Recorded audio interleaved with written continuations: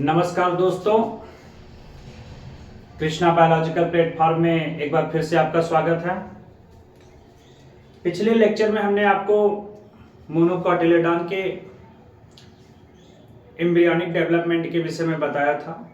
तो उसमें हमने आपको यह बताया कि किस तरीके से निषेचन के पश्चात एक बीजपत्री पौधे में भ्रूण के विभिन्न भागों का निर्माण होता है, जिसमें सबसे प्रमुख क्या होता है, कॉलियोरिजा और कॉलियोप्टाइल था। आज के लेक्चर में छोटे छोटे टॉपिक हैं, जैसे आपसे पूछ सकता है कि बीज क्या है, फिर भ्रूण पोष के आधार पर भ्रूण पोष के उपभोग के आधार पर बीज कितने प्रकार के होते हैं।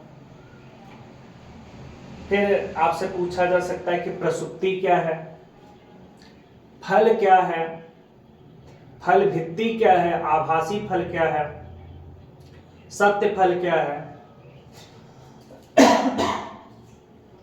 अनिषेक जनित फल क्या है। ये सब छोटे छोटे टॉपिक पूछ सकते हैं।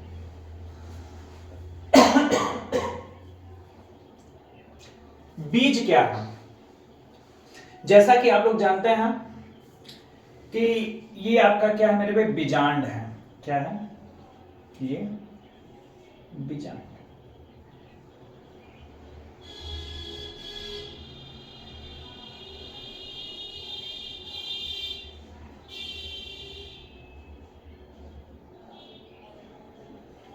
ये बीजांड है। निषेचन के पश्चात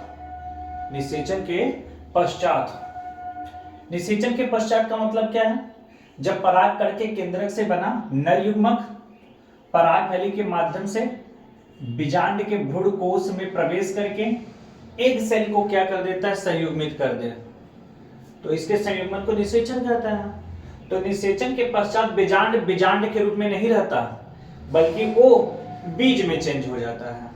तो इस आधार पर हम कह सकते हैं कि निषेचित बीजांड को, कौन से बीजांड को?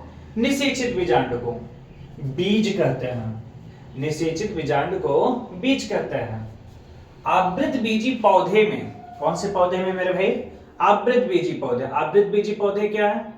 ऐसे पौधे जिनमें बीज फलों के अंदर बंद होते हैं, आवृत बीजी पौधे कहलाते हैं। तो ये बोल रहा है कि आवृत बीजी पौधे में लैंगिक जनन का जो अंतिम परिणाम क्या है? बीज बनना होता है। आवृत बीजी पौधे में लैंगिक जनन का अंतिम परिणाम बीज होता है। अंतिम परिणाम बीज होता है। बीज में विशिष्ट रूप से, बीज में जैसे अगर ये यहां पर निषेचन हो गया, तो निषेचन के पश्चात जो ये अध्यावरण है, यही अध्यावरण निषेचन के पश्चात बीज आवरण में परिवर्तित हो जाता है। फिर उसके बाद क्या है, जब बोड़ी विकास होता है तो इसमें क्या होता है, अगर द्विबीजपत्री पौधा है तो बीज के अंकुरण के फलस्वरूप तो वहां पर दो बीजपत्र बनते हैं। अगर एक बीजपत्री बीज है तो उसमें एक बीजपत्र बनेंगे। तो बीज में विशिष्ट रूप से बीज आवरण, बीज आवरण, बीजपत्र का तात्पर्य कॉटिलेडॉन तथा एक भ्रूणी अक्ष समाहित होता है। किसमें समाहित होता है? बीज में विशिष्ट रूप से बीज आवरण, बीजपत्र तथा एक भ्रूणी अक्ष क्या होता है? समाहित होता है। भ्रूण का बीजपत्र एक सरल संरचना होती है। भ्रूण का बीजपत्र एक सरल संरचना होती है जिसमें खाद्य पदार्थ संचित होते हैं या आरक्षित होते हैं। भ्रूण पोष के उपभोग के आधार पर हमने आपको बीजांड की संरचना में बताया था कि निषेचन के पश्चात जाइगोट बनेगा और जाइगोट से भ्रूण का निर्माण होता है और विकसित होते हुए भ्रूण को पोषण प्रदान करता है त्रिगुणित रचना, जिसे प्राथमिक भ्रूणपोष केंद्रक कहते हैं। और उसी प्राथमिक भ्रूणपोष केंद्रक से भ्रूणपोष अर्थात इंडोस्पर्म का क्या होता है? निर्माण होता है। तो भ्रूणपोष को अंग्रेजी में हम लोग बोलते हैं एंडोस्पर्म। क्या बोलेंगे? एंडोस्पर्म। तो एंडोस्पर्म का उपभोग कौन करता है? एंडोस्पर्म का उपभोग कौन करता है? एम्ब्रियो करता है। तो भ्रूण कोश के उपभोग के आधार पर बीज, क्योंकि बीज में ही क्या है? भ्रूण है। भ्रूण कोश के उपभोग के आधार पर बीज दो प्रकार के होता है। एल्बुमिनस सीड, कौन सा सीड मेरे भाई? एल्बुमिनस सीड तथा non albuminous seed. Albuminous seed किसे कहते हैं?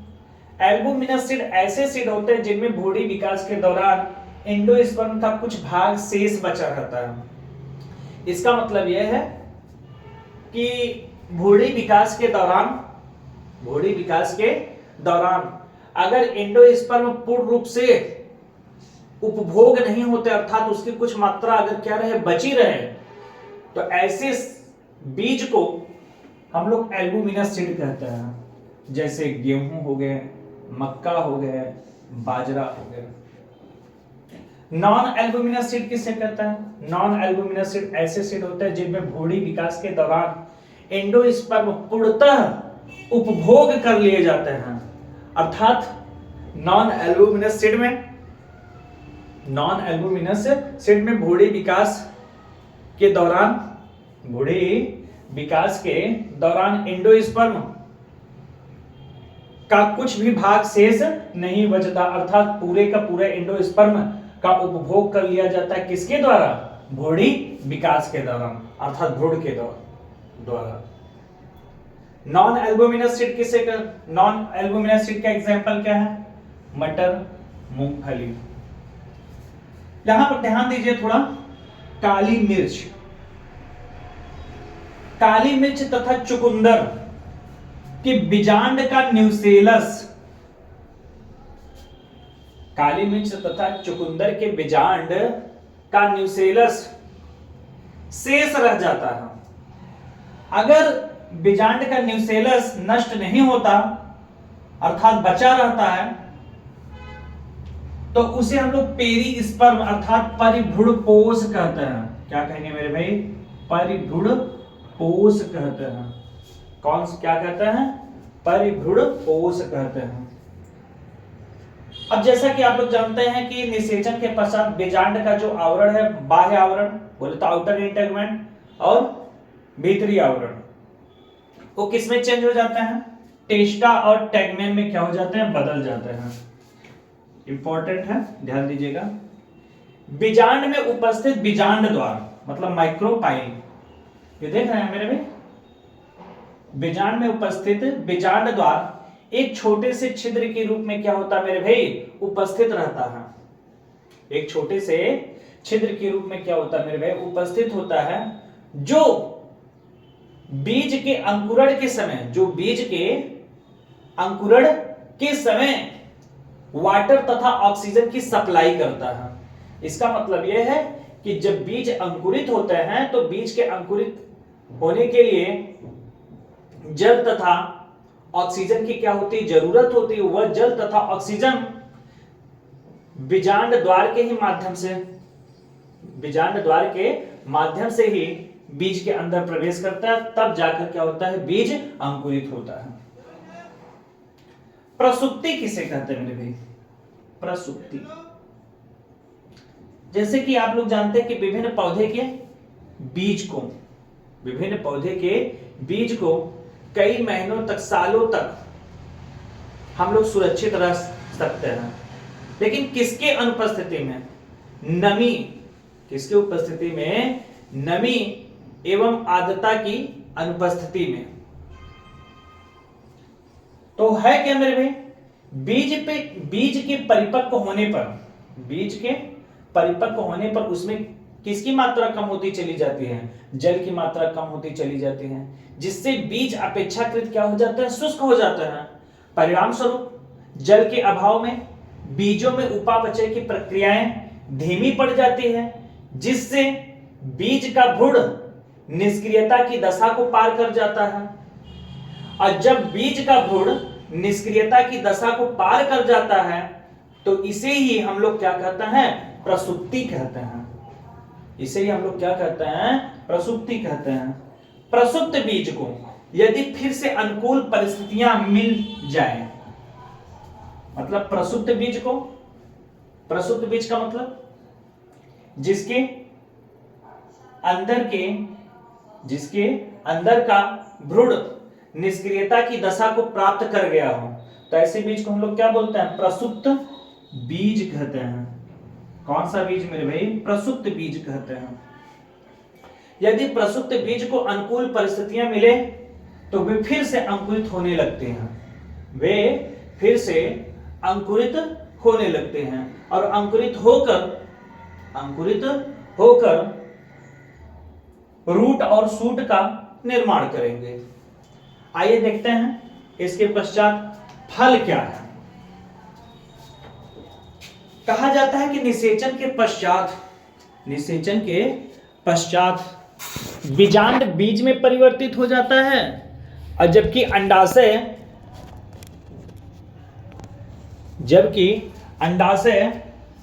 फल में परिवर्तित हो जाता है। तो हम सीधे शब्दों में कह सकते हैं कि फल क्या है? पूर्ण परिपक्व अंडाशय को फल कहते हैं। अगर आपसे कोई क्वेश्चन ये क्रिएट करता है कि फल क्या है, तो बोल सकते हो सीधे शब्दों में पूर्ण परिपक्व अंडाशय को फल कहते हैं। बीजांड का बीज के रूप में, मतलब जब निषेचन की प्रक्रिया हो जाती है तो बीजांड किसमें चेंज हो जाता है? बीज में चेंज हो जाता है। और अंडाशय किसमें चेंज हो जाता है? फल में चेंज हो जाता है। बीजांड का बीज के रूप में तथा अंडाशय का फल के रूप में रूपांतरण साथ साथ चलता है। ये नहीं कि पहले बीज बन जाए तो उसके पश्चात क्या बने? फल बने। दोनों की प्रक्रिया साथ साथ चलती है, अर्थात बीजांड से बीज का निर्माण तथा अंडाशय से फल का निर्माण साथ साथ चलता रहता है। फल भित्ति क्या है? फल भित्ति मेरे भाई निषेचन के पश्चात अंडाशय फल में परिवर्तित हो जाता है, और जो अंडाशय की दीवार होती है वह फल भित्ति में परिवर्तित हो जाती है। इसका मतलब अंडाशय की जो भित्ति है उसी को हम लोग क्या कहेंगे? फल भित्ति कहेंगे। लेकिन कब कहेंगे? निषेचन के पश्चात कहेंगे, निषेचन के पहले नहीं। निषेचन के पहले की बात करेंगे तो अंडाशय की भित्ति होगी, और जब निषेचन की प्रक्रिया संपन्न हो जाएगी तो बीजांड बीज में परिवर्तित हो जाएगा, और अंडाशय फल में परिवर्तित हो जाएगा, और अंडाशय की जो दीवार है वह फल भित्ति में परिवर्तित हो जाएगी। मेरे भाई फलों को हम गूदेदार तथा शुष्क के रूप में वर्गीकृत कर सकते हैं। अमरूद, आम, संतरा गूदेदार फल है। गूदेदार क्या है? फल है। जबकि मूंगफली तथा सरसों शुष्क फल की श्रेणी में आते हैं। मेरे भाई आभासी फल क्या है? कौन सा फल मेरे भाई? आभासी फल क्या है? जब अंडाशय के अलावा, जब किसके अलावा मेरे भाई? अंडाशय के अलावा, ये देखिए हमने आपको बताया था इस तरीके से, ये आपका क्या है? ये स्त्रीकेशर है, ये पुंकेशर है,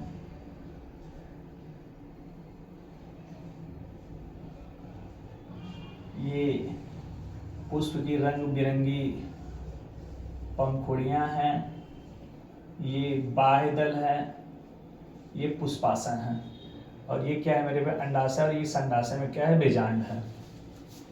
ये बोल रहा है कि यदि फल के निर्माण में केवल व केवल अंडाशय भाग लेता है, अंडाशय के अलावा पुष्प के और अन्य भाग न ले, तो ऐसे फल को हम लोग सत्य फल कहेंगे।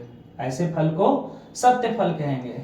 लेकिन अगर अंडाशय के अलावा पुष्प के और भी कोई भाग ले लिए, जैसे पुंकेसर हो गया, पंखुड़ी आपका क्या है? दल है, बाह्य दल है, और ये देखिए आपका क्या है? पुष्पासन है ना? तो अंडाशय के अलावा अगर पुष्प के अन्य भाग भी फल के निर्माण में पार्टिसिपेट करते हैं, तो ऐसे फल को हम लोग क्या कहते हैं? आभासी फल कहते हैं। और जबकि केवल फल का निर्माण अगर अंडाशय से होता है, तो ऐसे फल को हम लोग क्या कहते हैं? सत्य फल कहते हैं। जैसे आपका क्या है? मैंगो, ये आपका क्या है? सत्य फल है। आम।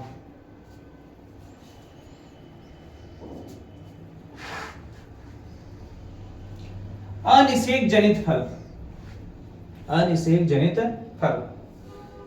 मेरे भाई ये जो आभासी फल और सत्य फल देख रहे हैं, इसके लिए जरूरी है कि परागण हो और परागण के पश्चात क्या हो, निषेचन हो। परागण हो और परागण के पश्चात क्या हो मेरे भाई, निषेचन हो। लेकिन कुछ ऐसे भी फल होते हैं, कुछ ऐसे भी फल होते हैं जो बिना निषेचन के ही तैयार हो जाते हैं, जो बिना परागण एवं निषेचन के क्या हो जाते हैं, तैयार हो जाते हैं। तो ऐसे फल को हम अनिषेक जनित फल कहते हैं, ऐसे फल को हम अनिषेक जनित फल कहते हैं, तथा इस प्रक्रिया को हम लोग अनिषेक फलन कहते हैं। कुछ पौधे के पुष्पों पर ऑक्सीन का जब हम लोग क्या कर देते हैं, छिड़काव कर देते हैं, तो बिना परागण एवं निषेचन के हमें बीज रहित फल प्राप्त होते हैं।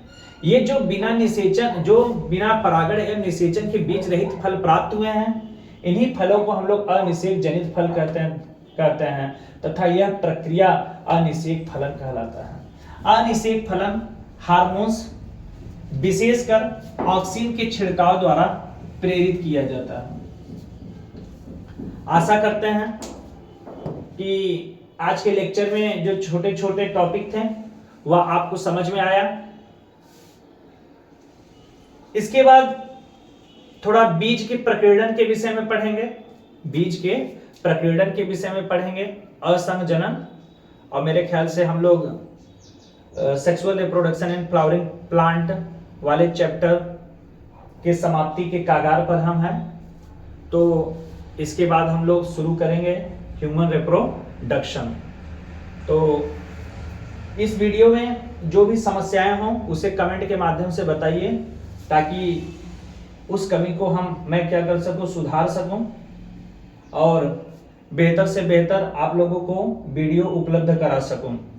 आज के लिए इतना काफी है।